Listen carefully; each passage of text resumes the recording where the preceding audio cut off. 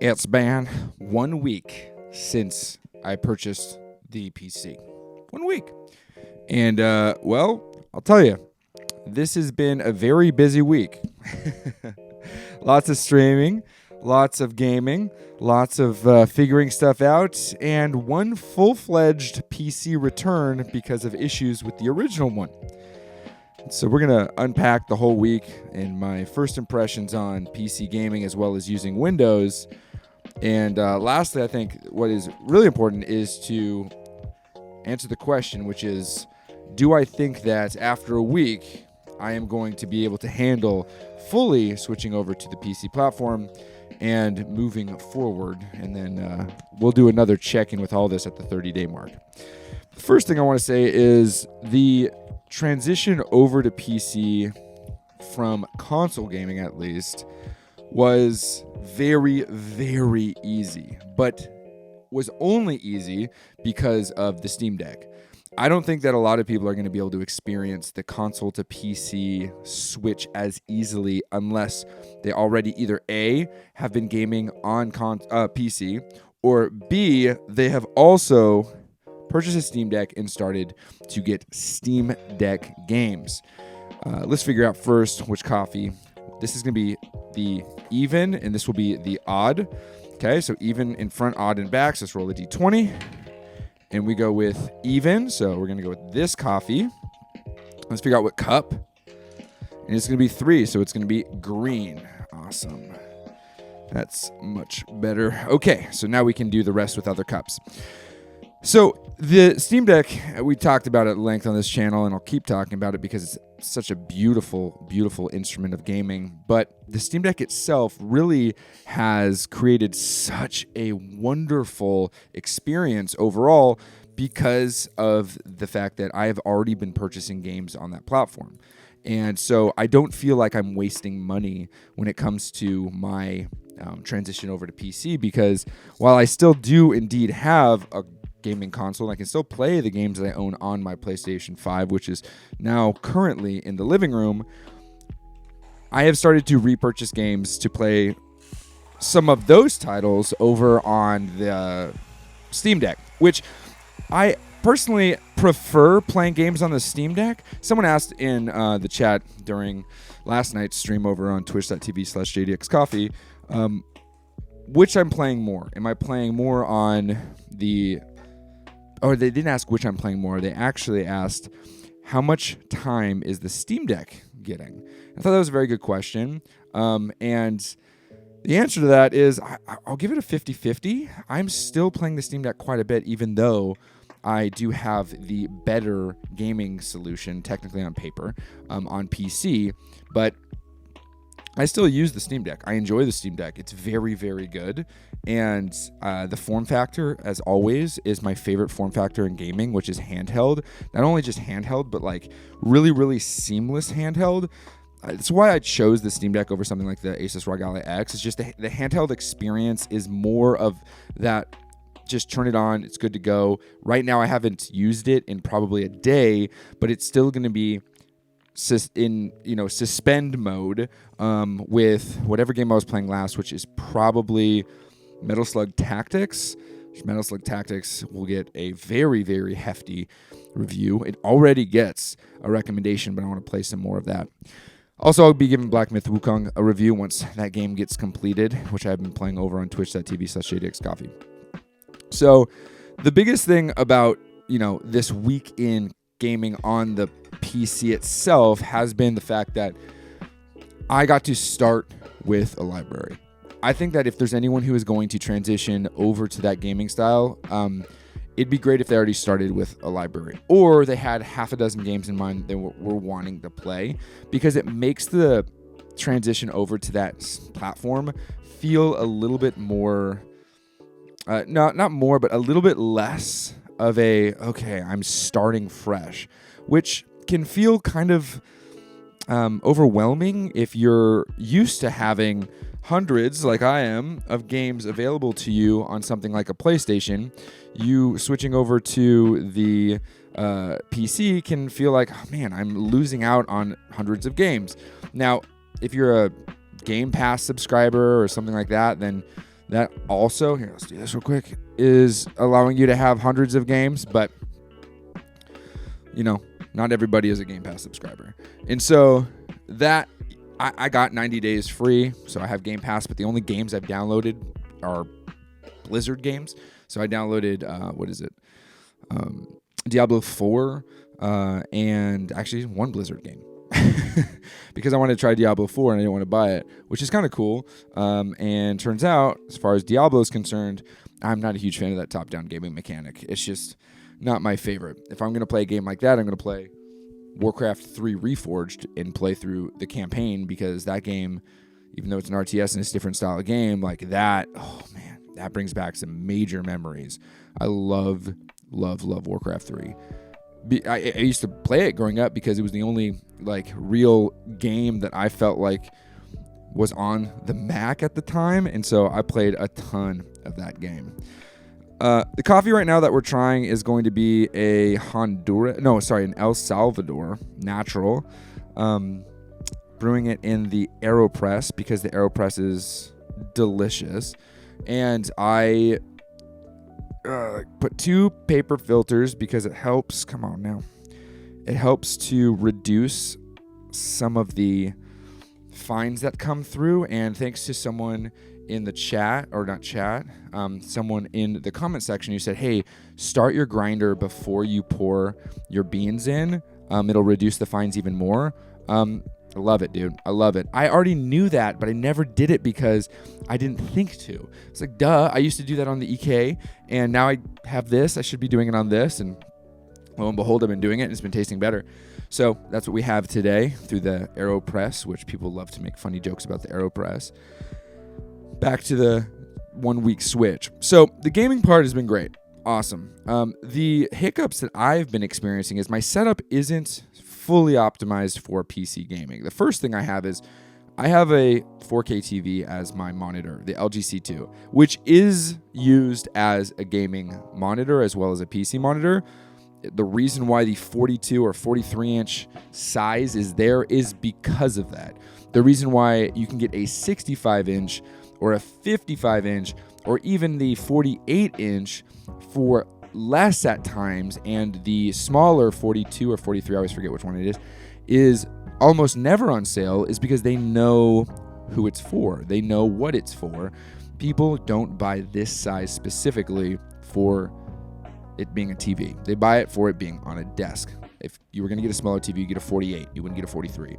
And so this TV is designed in such a manner that people are using it as a monitor. It has G-Sync, FreeSync, VRR, all of that stuff baked in. So it's able to be used as a monitor, but because it is a TV, it is restricted to HDMI. It does have HDMI 2.1, but still, because that's the way it is, it comes with some nuance that is less desirable. One is auto dimming, which is kind of annoying. Another is, I would say, every other time I have to reset the inputs, switch off switch off FreeSync. I don't remember which one it is. If I was looking G-Sync, switch off G-Sync, turn it back on, go into my settings on the computer, switch things off and on to reset the conversation that my PC is having with this peripheral. This is something I never had to do on my MacBook Pro. The MacBook Pro never had these anomalies. Now, the MacBook Pro also never pushed 120 frames per second. I was only getting 60 consistently all the time. In fact, it never even tried to go up to 120 frames per second. It was always at 60. And so for me, having the everyday computing at 120 frames per second has certainly spoiled me. I do get 100 plus on the MacBook Pro when I am using it as a device without it plugged into anything, because natively it has, I forgot what they called it, high refresh. I don't know. They have some silly name for their higher refresh rate. It's not 120. It's called something else. I think it's called True Motion, which is basically just high FPS VRR. That's what it is. How silly is that? It's called True Motion. They have so many funny names for things. But the peripheral conversation between my setup and my PC has been complicated. Now, of course, the videos we've talked about, I had to return the original one because of the way that it had been thrown around and there were the wrong parts inside of it. That was something concerning and had to deal with all of that stuff. But I believe that is more of an anomaly than anything else. The chances that you're going to get a gutted machine, I mean, if it's from Costco.com, it might be high, but the chances you're going to get a gutted machine and have to do all of what I did is probably pretty low. The pre-build side of things, I haven't run into any issues yet. The software side of things and the Windows side of things, I haven't run into any issues yet. The compatibility with all the things that I'm doing, I haven't run into any issues yet. So within this week, I don't know if it's a fair deduction, or not deduction, a fair assessment to be like, yo, this is so perfect, because I don't know. I really don't. I know that I've had to switch my mouse and my keyboard around because if I have I don't know if this is a thing. You guys let me know in the comments. But if I have too many 2.4 gigahertz like adapters in there with a mouse, controller, a keyboard, headphones, sometimes my keyboard will just randomly get stuck on a letter. Like, it's crazy. So I decided to use a wired mouse. For me, I don't mind it. I really don't mind using a wired mouse. And for my keyboard, I may implement a wired keyboard as well. The only problem is my keyboard and mouse are pretty far away from the PC, and creating the cable thing, my cable management isn't as perfect as I want it to be. And so for me, that's like kind of a bummer. It used to be so clean, and now it's a little bit messy, but it is what it is. I don't have wires hanging down low. They're all kind of kept pretty neatly. But yeah, I'm using a wired mouse, and I'm using a wireless keyboard, not Bluetooth 2.4. So some of these things I'm like, okay, so that aesthetically is different. Now, something that also is different is I have, eight USB ports and one USB-C port. And of those 8 USB-A ports, they're like 2.0, 3.2, 3.2.5, 3.2B or whatever. It bums me out because I went from 3 USB-C ports and an SD card reader and an HDMI port to one USB-C port. And those USB-Cs and the MacBook Pro are Thunderbolt. So that for me is kind of a bummer. I didn't realize how much I used that specific port, and on PC apparently USB-C isn't widely accepted, which is interesting. Now, one thing that's nice is all of those ports are usable. I have one USB-C, it's on the top of the machine, so that's nice to use. But everything else is, I have stuff plugged in. Now, my camera, for some reason, through my video card that I have on the Elgato, I have to use the USB-C port with an adapter because there's some sort of issue with it like freezing, and it still happens on the USB-C port, an issue I never had on the MacBook Pro. So these are things that I'm learning about. Now, the amalgamation of issues there, are they enough to deter me from the very thing that I'm using, which is a PC? And so far, the benefits far outweigh the issues. The issues I'm having with peripherals were always, first of all, the TV as a monitor, I don't love it. It's a great, great thing for video games, but I don't love it. I really don't. I am very excited to switch to a normal monitor. It has been great. It's been a year and change of me using a LG C2 as my everyday driver, and it has been fun, but I'm very, very quickly becoming kind of sick, actually literally sick, motion sickness from using such a big display in its nature, right? If it was a widescreen, it'd be different, but this is a flat, not a curved, 42-inch diagonal TV. And so at 6 feet away on my desk, which is pretty far, I have a wide desk. It's not a standard 20. I think it's 29 inches normal. This is 34 inches wide, or depth. It's like so close. It's nauseating at times to play like high movement games. And so switching to what I think is going to be fun, a 21.9 wide screen. I'm not going ultra wide. I'm just going wider, right? Not the standard 32-inch diagonal, but a 34-inch 21.9 aspect ratio, which I looked, and a very high percentage of games actually have 21.9 as a aspect ratio. It's newer games, at least. It's when you get wider than that you're starting to see some anomalies. But I'm gonna lean into that wider display because I just genuinely liked the experience I had on Black Myth Wukong playing at 21:9. Ghost of Tsushima has that aspect ratio. Some of these first player single player heavy story narrative games, which is what I'm playing over on Twitch. Come join me if you want to hang out.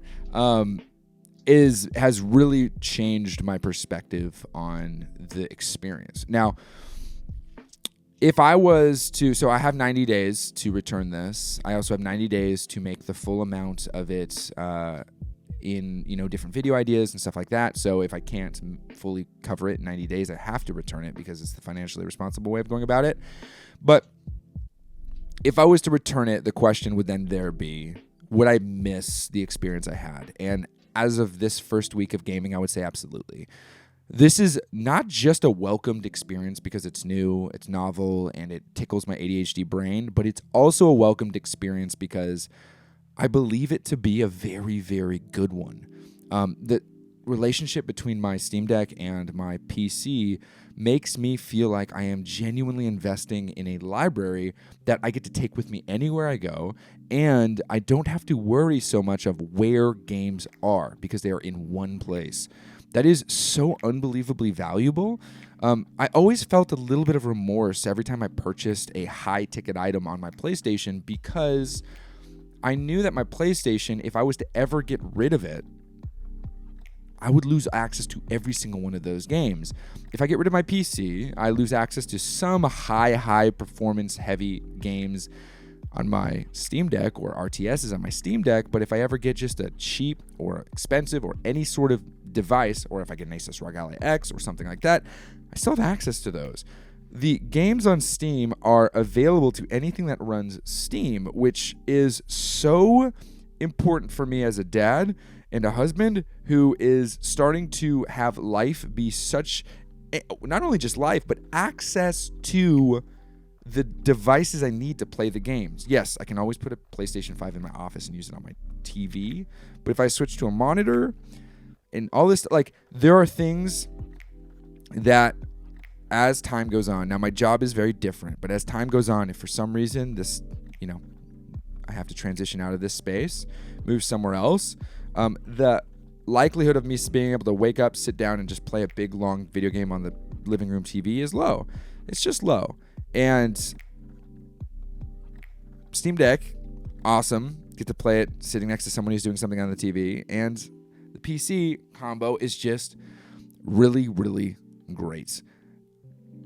After a week of all of the different things that I've been experiencing so far, I realized that I want to do as much as I can to transition not just my gaming to the Windows platform, but my workflow to the Windows platform, because it is not as bad as I thought it was going to be. Truly. And I'm Windows dumb. I am. I'm new to it. This is the longest I've used Windows as a platform ever. And it's been 7 days. I have not used Windows as a platform for more than an hour and a half at a time to try a game out on a gaming laptop and be disappointed with the performance and how loud the fans are. This is the longest I've ever experienced something like this. And I wake up excited to turn on my PC and just do stuff. Maybe that'll wear away. And there are people in the comment section saying that they switched to console because they're sick of the small little problems that you have on PC you have to deal with. I haven't experienced those yet. So maybe I will eventually. But so far, I just boot up a game and I press play and I max out every single settings and I'm getting 60 plus frames. And I max out settings on games that are older, like Final Fantasy VII Rebirth, Intergrade, and I'm getting 120 frames, almost locked. What do you know? Sure, there are hiccups here and there, little anomalies, this, that, and the other, but those, I will take a hiccup in performance, like a little stutter at 120 frames, than having to choose between seeing my character's face or seeing a blurry version of my character's face just to get it at a non-nauseating 60 frames per second.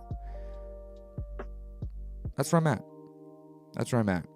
This week has been great.